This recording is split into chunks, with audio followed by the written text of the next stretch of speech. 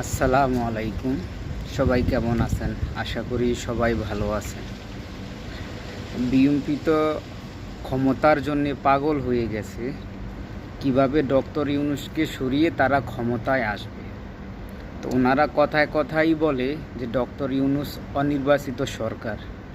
শুধু আমি না, আমার মতো কোটি বাংলাদেশি আছে যে আপনাদের মতো বিএনপির মতো আওয়ামী লীগের মতো নির্বাচিত সরকারের থেকেও ডক্টর ইউনূসের মতো অনির্বাচিত সরকার বাংলাদেশের জন্যে, বাংলাদেশের জনগণের জন্যে লাখো গুণ কোটি গুণ ভালো।